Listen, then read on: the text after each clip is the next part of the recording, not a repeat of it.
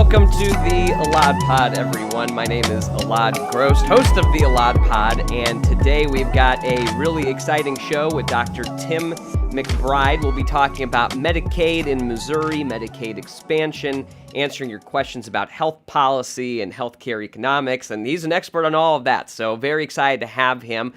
Like any good professor, of course, he has some PowerPoint slides, and we got those in right in the nick of time, so we're very excited. Sorry for a little bit of a late start. But for those of you who don't know, and this is your first time here, we like to have as many folks as possible involved in this conversation. It's an important one. We're getting some very important information out about very important issues in Missouri, ones that our legislators are currently making decisions about right now in Jefferson City. And this is also an issue that we're really seeing all across the country right now. So it's one that, even if you've got some friends who aren't in Missouri, we'll forgive them this time, but you can go ahead and share this video with them too. So if you're watching on Facebook, YouTube, Twitter, wherever you are, go ahead and share the video with those you know. If you're on Facebook, there's a share button right there. If you're on YouTube, you can copy the link. You can go ahead and subscribe to any of those channels too, so you know when these town halls are happening, and that way you're not missing anything. If you're on Twitter, you can retweet. We are able to see all of your questions and comments live too. So as you're watching, we hope you do have questions, or you've got some comments or ideas or whatever they might be. Go ahead and type them right there. Now, for those of you who are a little bit more shy, you don't want to have your comments out there, or whatever it might be, or maybe you're watching on the website right now, that's okay too. For most of the show, you will see a phone number at the bottom of the screen. Do not call that number if you've got a question, but if you do have one or a comment, you can go ahead and text that number during the show anytime. I will check it, and we'll hopefully get you some answers too. If we can't get you all the answers during the show, that's all right. Your comments exist after, and we can try to respond to those as well, and you always can find us too. So today, right now, while you're waiting, go ahead and share the video, get everything out there, and let us know where you're watching from. That's always the most fun part for me at the beginning of the show. So I'm going to go ahead and bring in Dr. Tim, make sure he is with us still. Dr. McBride, are you there? Sure am. Thanks. All right. Wonderful. Welcome to the Elad Pod. This is your first time on. Very excited to have you. Yeah, I'm great. It's great. Thanks for inviting me. Yeah, no, this is a very timely issue right now regarding Medicaid expansion, what's happening in Missouri. Recently, very recently, in fact, in August of last year, the people of Missouri voted to put Medicaid expansion. We put it on the ballot through the signature and then voted to put it in the state constitution. And just this past week, the Missouri State House and trying to look at the budget and what we're going to be doing in Missouri, actually separated the expansion component into its own bill and decided to vote it down, so they have not funded that portion of Medicaid. So I know there's a lot of folks who have a whole ton of questions right now, and we're going to try to get as many answers as we can. But for those of you who do not know you and all the wonderful work that you have done, would you mind introducing yourself, telling folks who you are and what you do? Oh, thanks a lot. Appreciate it. And again, thanks for the invite. I've known you for a while and appreciate the hard work you've been doing for the state. So I'm a professor, the Bernard Becker Professor at Washington University. I'm in the Brown School. I'm a health economist by training, do a lot of work on health policy. I've been in Missouri for about 30 years now, over 30 years. Like I like to tell people, I can't hold a job because I've been at all three universities in St. Louis, University of Missouri, St. Louis University, and now Washington University. So I'd like to move around. And before that, I was at the Urban Institute in Washington, D.C. Also worked at the Congressional Budget Office as an intern. So budget policy is a big thing for me. I got my PhD at the University of Wisconsin in economics back many years ago. And notable for this, I guess, most of my research is in the area of health insurance and health policy, federal policy, the Medicare program for a long time. But in the last 15 years or so, I've focused in on Medicaid and state policy. And for about 9 years, I was on the MO HealthNet Oversight Committee, and for 7 years, I was chair of the MO HealthNet Oversight Committee and got pretty immersed in Medicaid policy. So that's notable for this issue that we'll be talking about today. So, could you tell folks? Because I know Mo HealthNet does not rhyme with Medicaid, but it is essentially the state Medicaid plan. Is that, or the program? Is that right? Right. In 2005, there was a bill passed by the Missouri legislature to rename Medicaid Mo HealthNet, and it was to create a program that it was to rethink the Medicaid program, to refocus it around health, to improving health. It was also a bill that cut 10% of the people off Medicaid and 10% of the expenditures. Some of that was reversed later by Governor Blunt, and then Governor Nixon came in afterwards. But that bill was ostensibly what other states did later in Indiana and Iowa and other places, was to focus in on creating, some of this we never put in place, to be honest, to have every person in Medicaid have a health plan and to improve their health and those kind of things. Some of it was good ideas, but some ideas get put aside. So, but the name was put on it at that point called Mo HealthNet. It's still in the Department of Social Services. It's essentially Medicaid. Mm-hmm.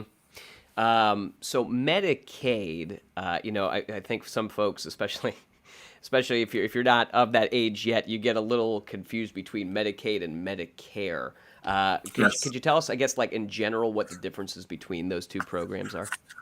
It's always a good place to start by, understanding those programs. Medicare, let's start there, is a program that's an entitlement program that, if you have a job and you're paying your federal payroll taxes, you are, by the time you get to be 65 and you get Social Security, you'll get Medicare, essentially. And you also can get Medicare if you become disabled, unfortunately, before you become 65. So Medicare is our main program for taking care of the disabled and those who are retired. Medicaid is a program that is really a state federal program. So each Medicaid program is different. The federal government created it in 1965 at the same time it's created Medicare. But each Medicaid program looks different, much as, and it's definitely our program in Missouri looks different than other states. It's originally was an optional program, but every state has one.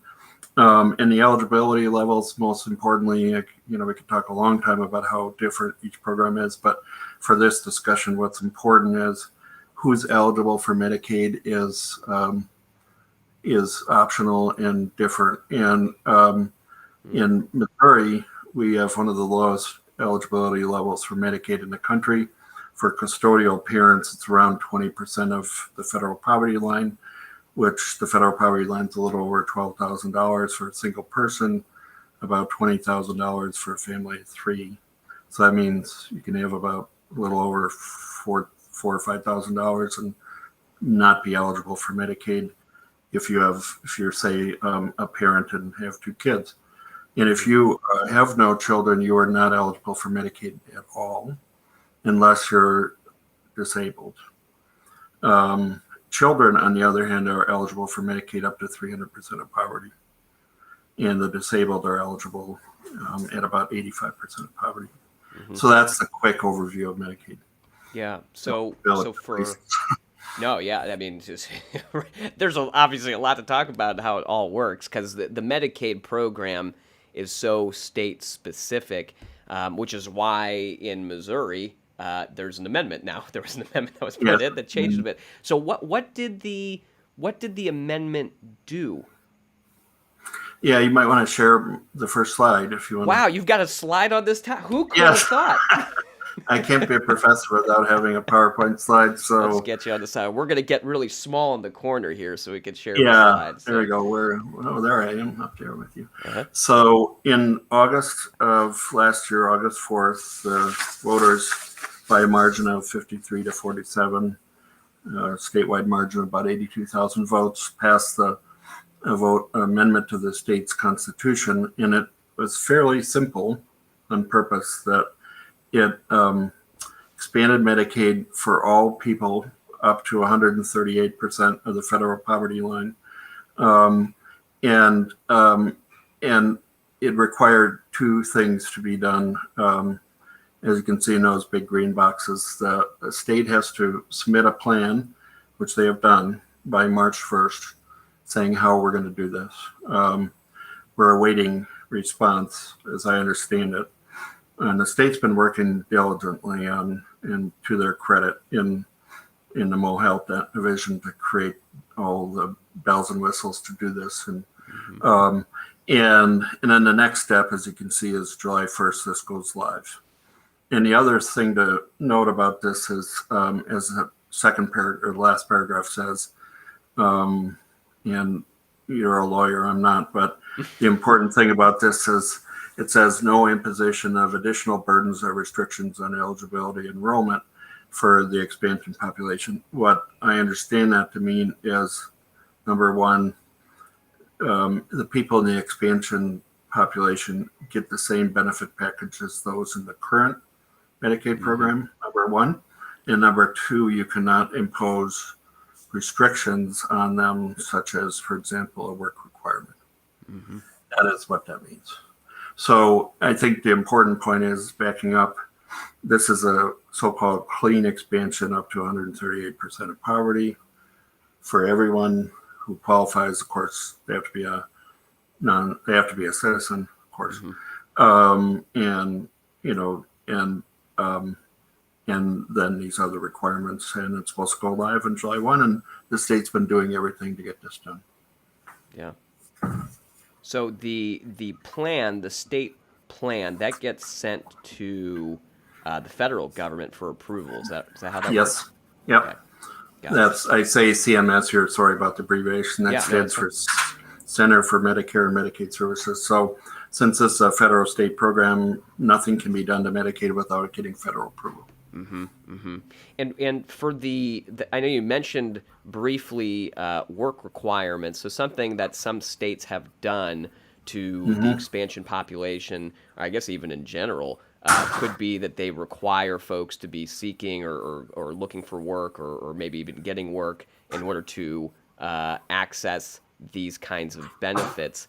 And so with the amendment, is your understanding of the amendment that the no additional burdens or restrictions on the expansion population versus the folks who are already on Medicaid?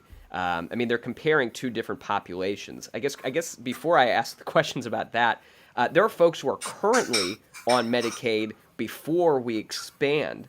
We discussed that population a bit. Do you know about how many folks are in each of those categories? Like how many folks are currently on there versus how many folks could be added through expansion? Oh, sure. I track that on a pretty regular basis. I did when I was chair of the committee, and this is a research topic for me. We have currently about 1 million people on the Medicaid program, of which about 650,000 of them are children. So the vast majority are children. I don't have it in front of me, but I believe that I want to say I don't have on the top of my head. I can look it up in a minute, but the rest are custodial parents. I want to say probably 120,000 or so are custodial parents. Then the rest are disabled of probably under age 65. And then the remaining group is pregnant women. So there's a program that allows you to go on Medicaid before while you're pregnant, and remain on the program for about 90 days after pregnancy. So those are the largest groups. There's a bunch of other smaller groups. I don't mean to belittle them by saying they're smaller, but it's foster children and a bunch of other groups. But the largest groups are children, their parents, the aged, and the aged folks, since we talk about Medicare, they're both on Medicare and Medicaid, but they're very poor, and the disabled. So those are the four groups.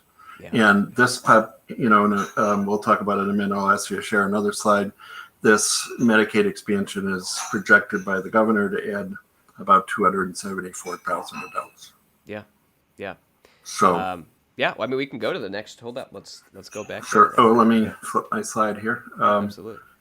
So the governor's projections and the legislature has adopted this as that, when he came out with the State of the State address in his budget in January or early February, I can't recall, but his projection is, his budget office projection, MO HealthNet projection, is about 274,000 adults will come onto the program in the first year. I break that out. We've done analysis of this, and as you can see, it's comprised about 3/5 from people who don't have insurance currently, and then the other 40% or so are people that are either in private plans, and what that is people in the marketplace plans. To get it a little bit in the weeds, if you're between 100 and 138% of poverty right now, you can actually go on the so-called individual marketplace under the ACA, get heavily subsidized insurance. It's thought that most of those people or all those people will go on to Medicaid or should. And that's what that number mostly is. There's a small number of people that are employed, and they may move over from the employment plan into Medicaid. Some people call that maybe the Walmart effect, or Right. they have a pretty low-paying job, and their insurance, might be just better to go on Medicaid. It's sometimes called crowd out by economists, but so it's not a huge number, but you can see the biggest number is about 150,000 currently uninsured. Yeah. Wow. So, again, putting the numbers together, we have about 1 million people on the program now, and about this might add 270,000. Yeah. Okay. Do you have any other slides on here? This is great. Well, the next thing's about the budget, if you want to talk about that. Yeah, let's talk about that. I was about to ask you about money because there's going to be a big question about where this funding is going to come from now. So, as this rolled out, the governor gave a State of the State address, and, what was notable about it on the right-hand side, and I have a clip from an article in the Missouri Independent, the governor came out and he said, the headline of the article was, "The governor's budget funds the Medicaid expansion without cuts to other programs." And the governor came out and he included funding for Medicaid expansion. And, I think it's notable and, commendable that the governor came out right after expansion was passed and said, and he was not in favor of expansion, we all know that. But he said it's the will of the people. And the people have spoken and I will implement it. And he's been sticking with that. And this quote at the bottom on the right-hand side is what he said just the other day, although I didn't support it. But the reality is the people of the state voted for it. It's my obligation as governor to make sure it gets implemented. So he's been saying that all along. And as I said, MO HealthNet's been working on that. What's also notable, and, I think those of us who follow this, is his budget officer said, notably in that quote, they could pay for this without crowding out any other spending for, say, education, roads, prisons, that kind of thing. Yeah. So we are in a situation now in our state budget where we have a lot of money.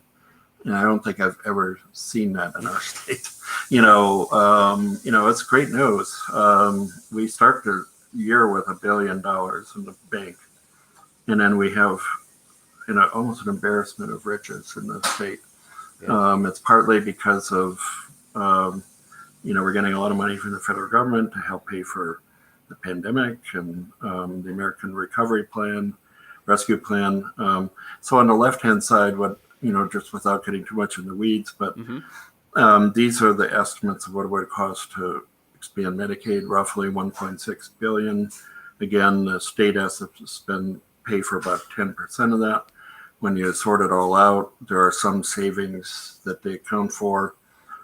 The general revenue share of that is, again, federal government pays 90%, so almost all that's federal government. The state pays 10%, but their savings, that comes down to about roughly 130 million. But this is really important. Recently passed American Rescue Plan had a provision in it. This is Congress passed this. Uh-huh. So they have a provision to incentivize states that have not passed expansion of Medicaid. There's 12 states that have not done it, including Missouri, and we fall into that group because at the time this bill was passed, we have technically not expanded Medicaid, even though we passed a law, a constitutional amendment to do it. Right. We will get funding to encourage us to do it. Mm-hmm. By most people's estimates, that's 1.2 billion with a B. Yeah. Over 2 years, 1.2 billion. So you do the math on that. That gives us more than enough money to pay for the general revenue costs. Looks pretty good. Yeah, it looks pretty good. So, and there's even more money than that, but I'll just stop there and say that, you just balance those numbers together. It looks like there's enough money. Right. So I don't know if that helps, but, a concern all along, and it's a valid concern, is do we have the money in the budget to pay for even the general revenue share of this? The House, as you said, put the Medicaid expansion into a separate bill, House Bill 20, and then voted it down. Yeah. And said we don't have the money, or whatever the reason was to do it, a variety of reasons. And now it's in the hands of the Senate. Yeah. So there we are. This is very helpful. This visual is great. So the total, when you say, the total cost, that big line item right at the top, that's 1.57 billion, but the share for the state is much lower than that. That's total with federal plus state, correct? On the top is what, literally what those 274,000 people are going to cost to provide them medical care. That's one estimate of it. There may be a few more costs in the budget's hard to read, as it's thousands of pages, right. But that's roughly that's the number that was in the House Budget Bill 20. But I think people have said there's other Medicaid costs in other places in the budget, but that's pretty close to the right number. Yeah, yeah. So that's, in other words, that's the total cost to fund the 274,000 people that are estimated to roll in the first year. Mm-hmm. Mm-hmm. Mm-hmm. And then of that, the state is only paying a portion of that, the 10% of that. Is that right? Yes. Yeah. Yeah. So if you did math, even, you could do math on that. That would be 160 million, right. But it comes out to 130 million because the state assumes some savings. Mm-hmm. You can talk about that if you want, but yes. I do want to talk about that. So one of the things that folks really, that I've heard quite a bit of, and some folks send me, newsletters from their local representatives or whoever else, said one thing or another. And, there's this upfront cost, right? And I mean, you've already discussed this. It's not really taking away from any other services because we've got so much money in the bank right now. We're in a really good fiscal situation as a state, which is great news. So it's not really taking away, as some folks are saying. But I think what the argument that we're hearing against this is, maybe the one that is a little harder for people to grasp because I don't know what the future looks like. They're saying that in the future, this is going to cause problems for Missouri's budget. On the other hand, like you mentioned, some cost savings, and I know there are folks who are saying, hey, we're going to actually save money, and there's going to be investment in this state, and we're going to be able to increase revenues that way. Could you talk a bit about, what could the potential costs be moving forward for Missouri with expansion versus what those benefits could be moving forward? What do those look like? Yeah, so everything I put on the screen there and everything that's in House Bill 20 and the governor's budget was this year, fiscal year 2022. Right. So as you think through this, and we've done it ourselves at our center, and the auditor did it when she put the fiscal note on the amendment. had to think out 5 years. And believe me, Mo HealthNet thinks about that as well. And Cody Smith, the chair of the House Budget Committee, I know he's worried about that because I listened to an interview with him in public radio yesterday. And, I think we should be thinking about the long run costs. I talked about it a lot when I was chair of the Mo HealthNet Oversight Committee, and Medicaid program has risen in cost just overall for years. And it's not just this expansion population, but it's the overall Medicaid population. And it doesn't get enough attention. To his credit, Todd Richardson, the director of Mo HealthNet, who's on leave right now, but I hope he comes back because I think he's a great director, a great person. And he's been thinking about pretty smart reforms to Medicaid, transformation of Medicaid. And, there's a lot of things we can do to get, control of some of the costs of Medicaid. But, more directly to your point, which is what would expansion do to costs in the long run? There's an abundance of evidence now, literally over hundreds of studies that show that expansion doesn't, explode the costs of state budgets. In fact, it's the opposite. It actually, especially with the federal support for Medicaid expansion, there's no state that has, one thing I'll tell you, evidence piece number one is no state has expanded Medicaid and then said we need to reverse the decision and end it because we can't afford it. So that's evidence number one. Number two, most states see the toughest year for expansion in the first year, and then it gets a little easier after that because they start seeing more savings after that. And I could talk about that further, and then number three, I think there's some savings that we have not accounted for, even sort of put in on that slide that I talked about. For example, there may be some savings to our mental health budget. There may be some savings to our prison budget.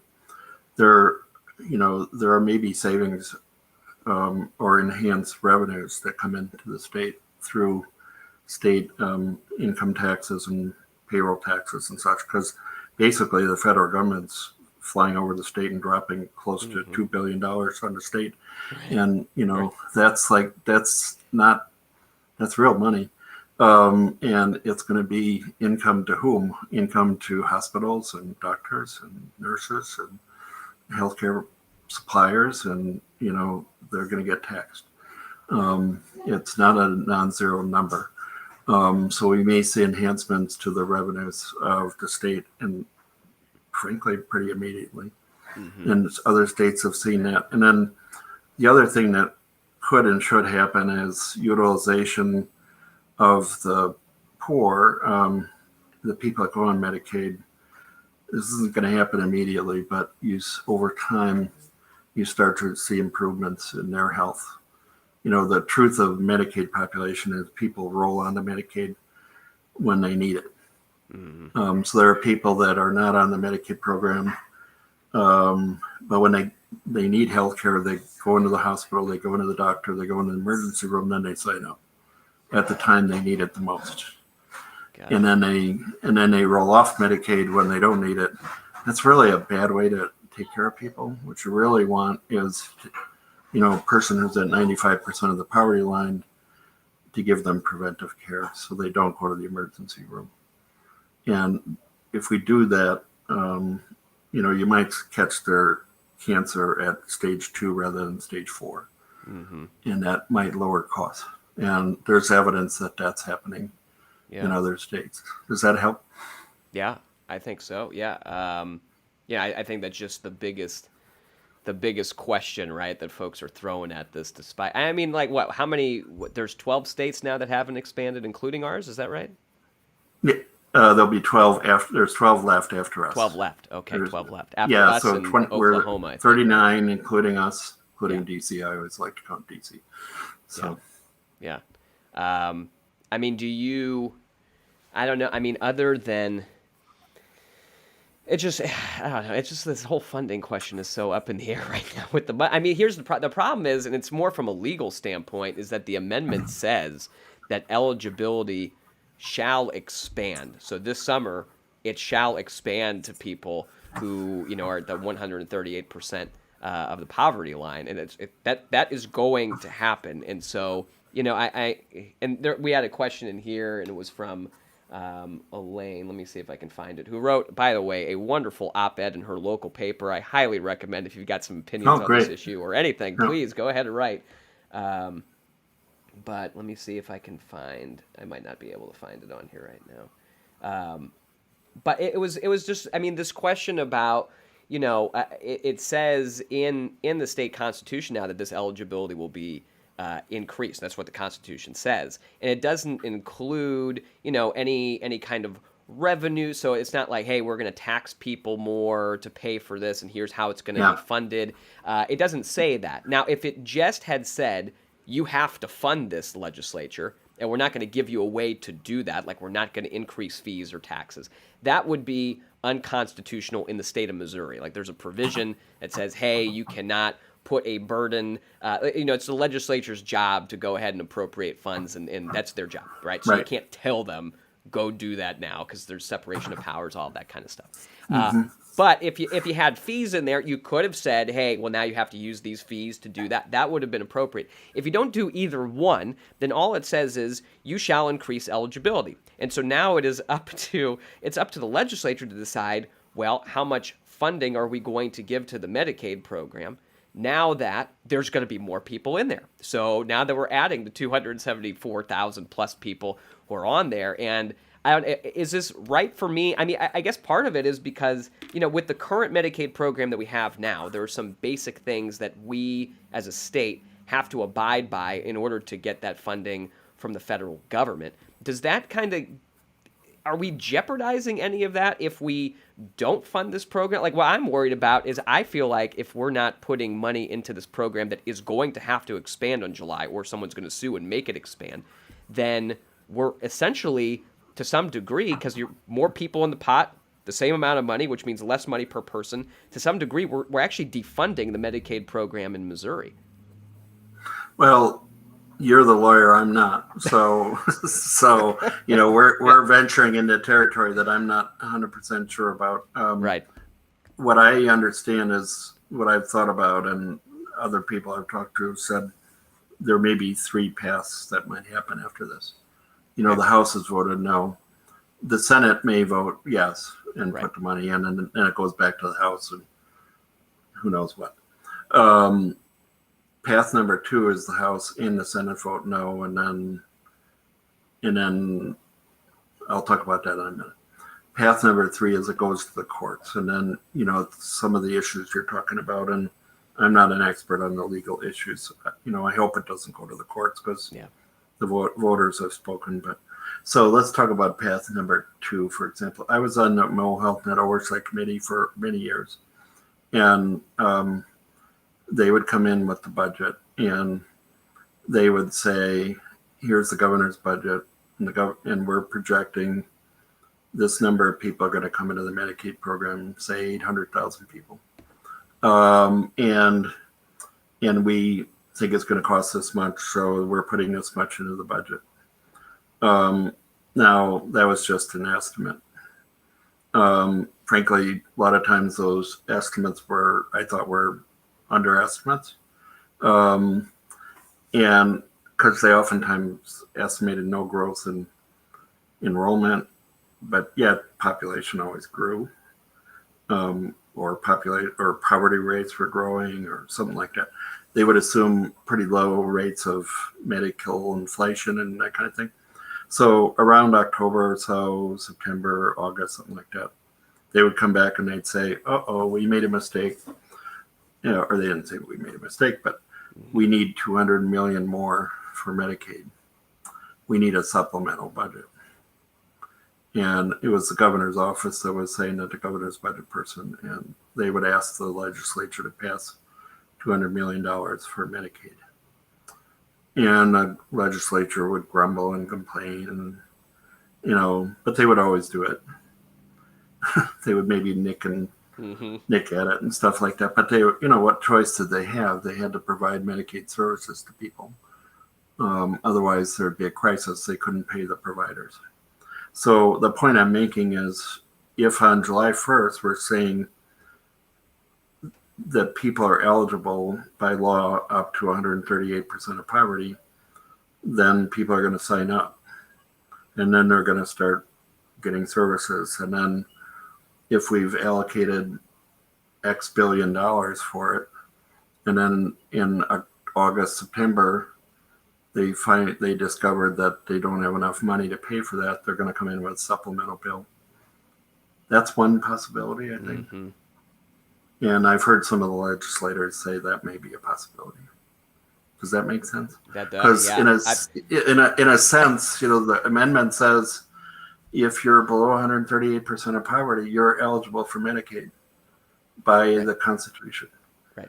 And so, like, for example, if I were making 95% of poverty on July 1st, I could sign up and I could start getting Medicaid, and they got to find the money somewhere. Right. I mean, there are like basic requirements that you have to meet in order to get federal Medicaid funding for your plan, right? Yeah. So, and as I said, they've already submitted the state plan amendment. And, they're going to get the federal government to sign off on it. And if they sign off on that, well, there we go. Right. And, so as I say, the MO HealthNet's done everything, to do everything. I've read that and it looks good. It's pretty straightforward. To MO HealthNet's credit, to the governor's credit, to Todd Richardson's credit, and everybody's credit, they've been doing everything right. Right. And the governor said it right away. Said, people have spoken.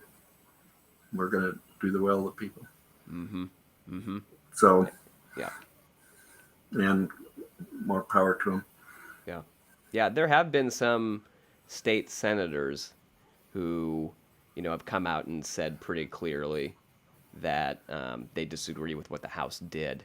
So, in the budget process, if the Senate puts it in, they have to have one budget bill. They have to agree, and that's what goes to the governor. So they'll have to get in a room together and, hash out whatever differences they have. So that's why there is still, despite what the House did, there is still a chance that. Yeah, there's still a chance, and I have no idea. This is going to be a pretty wild ride until. It absolutely is. Yeah, this is a special one. Yeah. When And you I asked can't- earlier if this made sense, my immediate answer was no, this doesn't make sense at all. But, that's where we are right now. So. This is Missouri. We're used to it. So, it's, and I wouldn't want their job. Yeah. And I wouldn't want the governor's job. So That's a tough one. Yeah. Well, we got this question. Oh, this one's from Elaine, and it's kind of related to what I was talking about before, but I'll put that on the screen. So, is there precedent in Missouri for ballot initiatives like Amendment 2 to expand Medicaid that do not cite a specific source of funding? So the answer is yes. So I discussed that a little bit before in terms of if you're going to require the government to allocate money, then you've got to put some source of funding. So that's a fee or a tax or something else you're going to have to get. But there's plenty that we voted on recently that don't have any of that on there. So, changing how we're doing redistricting, for example, we did that twice now in the last couple of elections. And so, there's plenty of stuff that we put on the ballot pretty regularly that, it just doesn't require the legislature to allocate funds for it. It certainly could choose to if it wanted to. But that's a regular thing. So, I understand the argument. If this amendment had said, legislature, you must give money to this, that would be one thing. But just with how Medicaid works and how healthcare works, it's probably good to put some money there because, you gotta pay people to provide healthcare. And in addition to that, if we give some money now, we get a whole ton of money into the state. So that we're already. Well, and I think I would also I think I would also point out the process was they got signatures, then it goes from the Secretary of State to the auditor, Right. who determines whether it has that rule that you said, which is, do you need a pay for? Do you need to actually put in a line that says, does this need a funding source? Mm-hmm. The auditor determined it did not because, she looked at the studies and said that it was not required. And as I pointed out in the slide I showed you, Yeah. we have more than enough money to pay for it. And that was, in fact, with that $1.2 billion, we could probably pay for it for 10 years. Right. Because the federal government's paying 90% of the costs, and the 10% that the state has to pay for. Now the federal government's paying, all that for 10 years. And that it doesn't even account for savings that might come up that I think are, we don't have to get in the weeds, but I think it could be even better than this. There's also some enhanced federal match funding that's coming in, another $500 million that are coming in just this year. So we don't want to count this in the long run, but there's another $500 million that are coming in because of the pandemic. So the state has another $500 million. And so there's actually plenty of money for Medicaid right now. Mm-hmm. Mm-hmm. So if somebody says, well, we don't have enough money to pay for it, we do. Yeah. Yeah. And that was the thought before August as well. So right.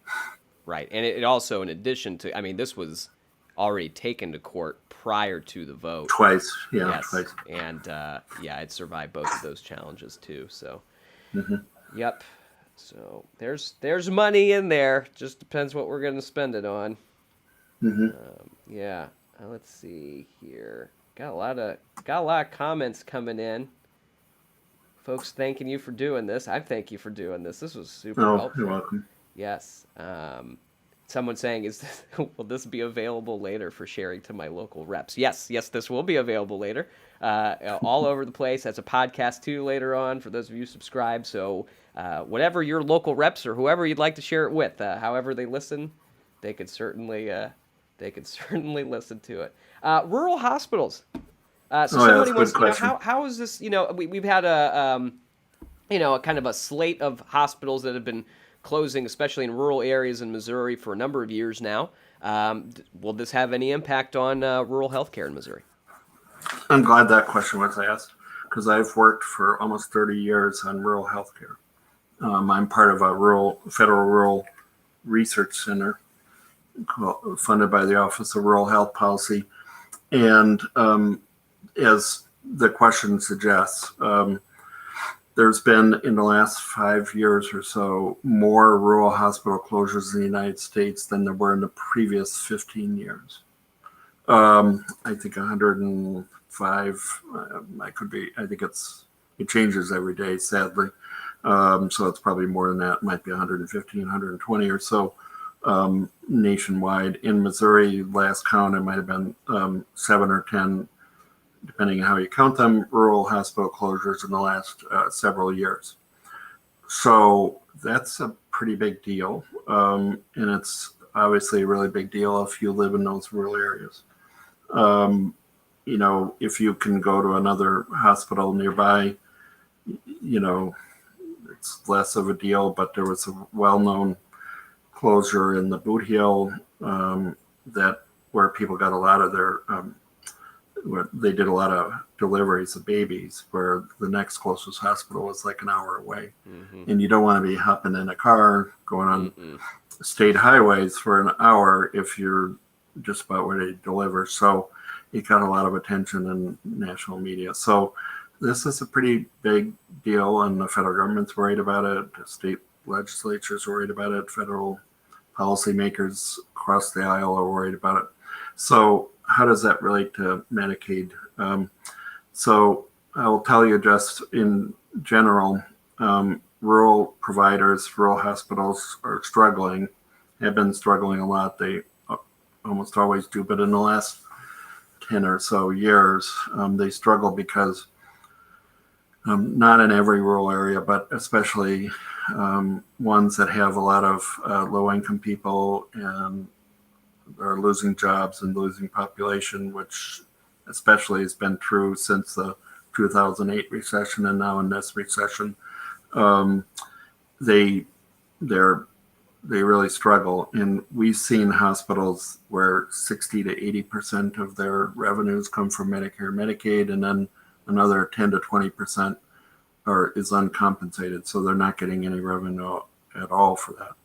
And so if you're in a state that has an expanded Medicaid, you're not getting dollars at all for those people who are coming in for, uncompensated care, as we call it. So that's just money going out the door.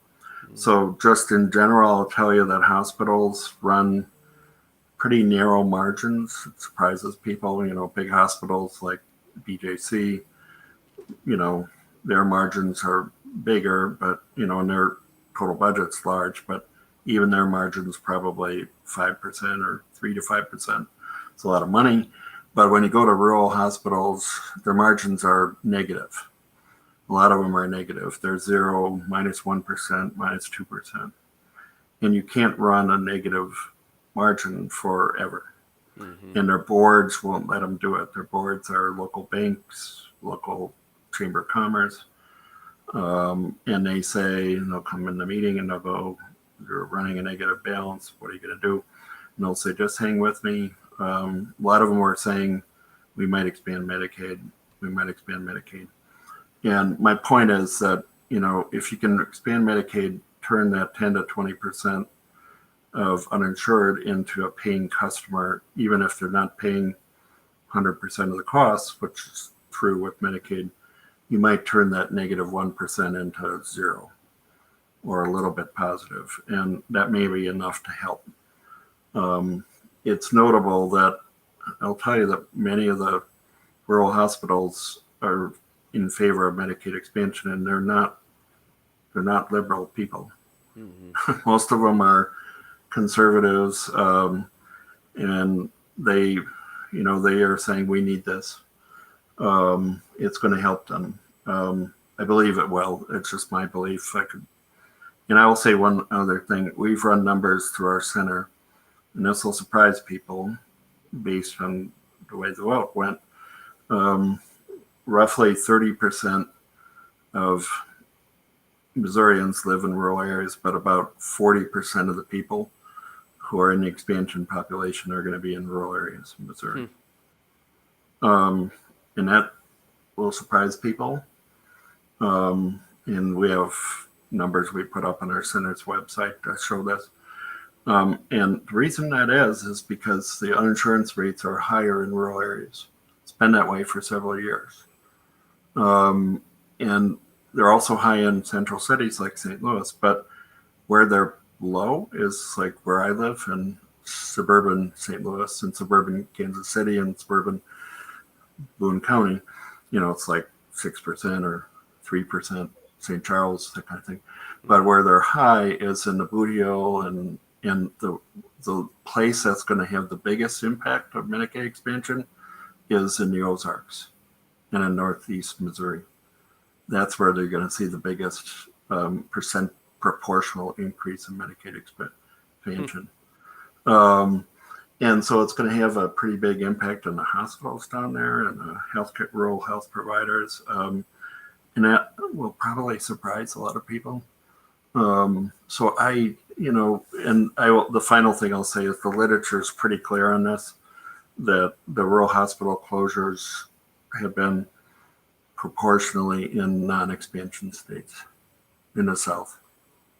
The states that have not expanded are mostly in those 12 states that are left. That's where most of the rural hospital closures have been. So that was a long answer. I'm sorry. It's a great question. Yeah, that's a great, very helpful answer too. Yeah, I mean, I having traveled around the state and spoken with medical doctors from all sides of the aisle, there was a lot of support for expanding Medicaid. Didn't really. We have a very diverse state, as you would know better than anybody. We have rural areas that are doing quite well, like in the wine country outside of St. Louis, we have rural areas that are really suffering in the lead counties and the Boot Hill. And so you can't characterize Missouri easily at all. Right. But, we have to think about those counties and the Ozarks and parts of Northeast Missouri where they have very few providers. And so, it's complicated. Mm-hmm. Yep. Yeah. And I think one of the cost savings too, one of the, and there have been a few articles about this too, specifically in Missouri, like national articles about this, but the number of people who are brought into court dockets for medical debt. You just, I mean, some of these rooms get packed on these days, less so now with the virus, but at some point that's going to resume. I mean, that's something that we're all paying for right now. I mean, that has to, that's stuff that we are paying for to have the court system and this docket open for all of these folks. And unfortunately, a lot of folks don't have representation. And, I mean, you bankrupt somebody because of a medical bill and they're just back again. It's just, an unfortunate cycle. And one that this there's really help. There's a growing literature that one of the first effects you see from Medicaid expansion is not necessarily on their health status directly, but you see it in decreased medical debt, decreased evictions, so their housing is improved and their mental health improves, which is not surprising because their stress goes down. Right. Yep. And working with folks who are facing eviction quite a bit now. I mean, that's just the number of things that comes with that. The effect that has on kids in the home, that has on the neighborhood. I mean, there's just a whole bunch of issues. And I mean, it's all associated with poverty. So poverty is the mother of all of this. Yeah, it absolutely is. Couple quick questions before we get to the end here. Man, lots of great comments. Thanks, everybody, for watching. Really appreciate it. Here's a quick one I think I can probably hit, but maybe you might have some more insight into this. With federal money coming in from the American Rescue Plan for the expansion, why do we need more in the budget? And that kind of goes back to my understanding is that goes back to that constitutional issue again, where the legislature actually has to take the funds that we receive as a state and then allocate them to certain things. So that's actually one of the reasons why we've got so much in the bank now has come through different kinds of plans and programs from the federal government. It just hasn't been allocated yet because it's not like the federal government can allocate on our behalf. That would be, imagine the uproar in the legislature if that happened. So yeah, that's a responsibility that our legislature has to do. So, but yeah, there is money coming through as Dr. McBride showed us. Oh, here we go. Oh, this is great. This is for you. All right. It's never a dumb question. John asks wonderful questions every time. Okay. Hi, gentlemen. Does the federal funding go down over the years, and how long does it last? This is a great question. It was asked, I've testified before, and the legislature asked this question too, and they're nervous about this. They say, well, okay, if we pass expansion, there's a 90-10 match, as it's called. That's lingo. What that means is the federal government's paying 10% of the cost of expansion. What if that goes away? So what I didn't say, just, because in the interest of time, is the other people that are not in the expansion population, we pay 35% of their costs. So, some of the legislators say, well, what if the federal government kind of decides it's a spur of the moment, oh, we were just kidding, you're going to have to pay 35% of the cost of these people in the expansion population.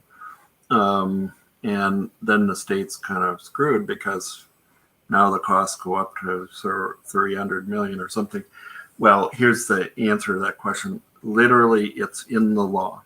It's in the Affordable Care Act, that 2,000-page bill that was passed in 2010. And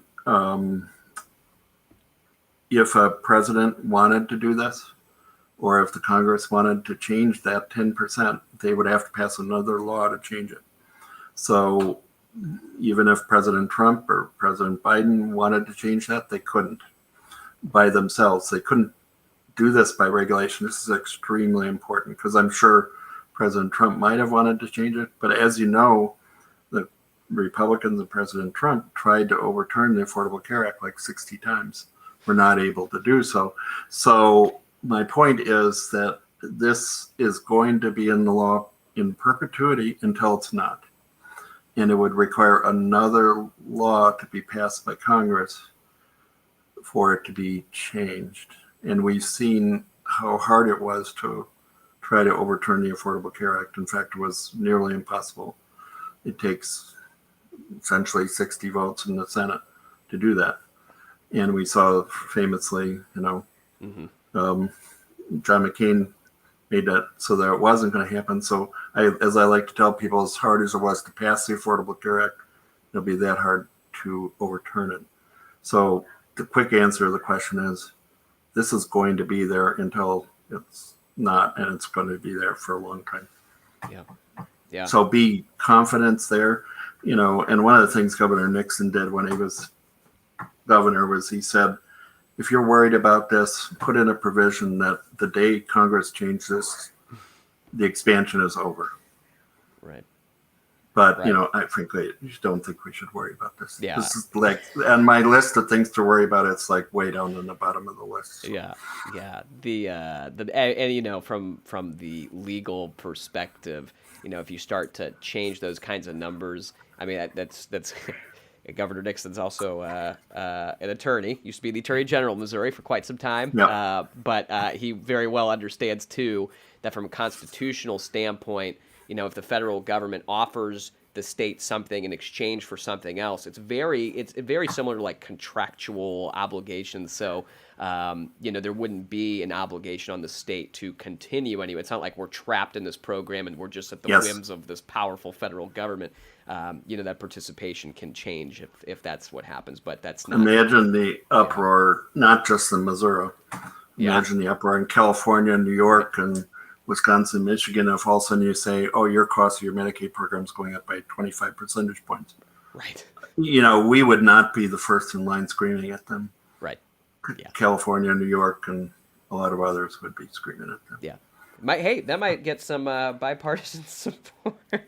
Yeah, right. So, again, this is at the bottom of my list. And it's a great question. I'm glad somebody asked it because it does get asked a lot. But I told frankly, you, John, it was a good question.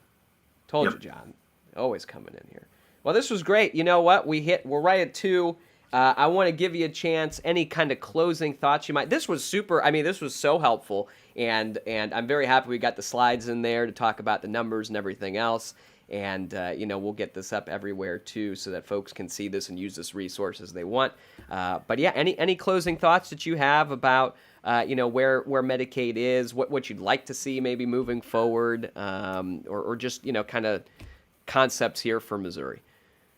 Well, I just say that pay attention. This is going to be a wild ride between now and the whatever is it, May 28th? Is that the end of the session? Something like that. Yeah, that's right.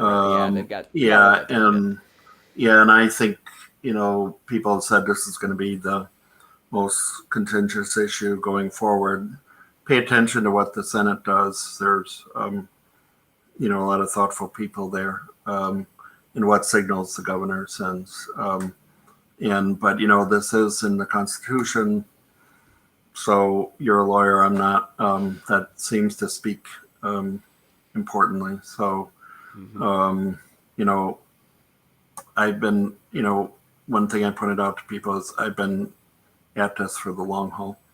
I look back when this passed, and the first time I worked on Medicaid expansion was 2005. So this is my 16th year working on Medicaid expansion. So you just got to sort of think about the long run on this. So, let's just look back on this on July 1st and see where we're at. Well, maybe we'll have to have you come back on after that. We'll see how busy you are. Yeah. Well, thank you so much. I really appreciate your time and coming on and sharing all of this with Missouri. It's obviously a very important and timely topic, and I know a lot of folks who've been watching are very happy. So thank you so much for everything that you've done for Missouri. Thanks for inviting me. Absolutely. Well, everybody, thanks for watching. Hope this was helpful. If you like it, share it. If you don't share it, I guess, just go on with your day. It's lovely outside. But we will see. Beautiful. Yeah, beautiful. Enjoy the weather. So go Cardinals. We'll talk soon. We'll see you next time. And you can always visit at eladgross.live.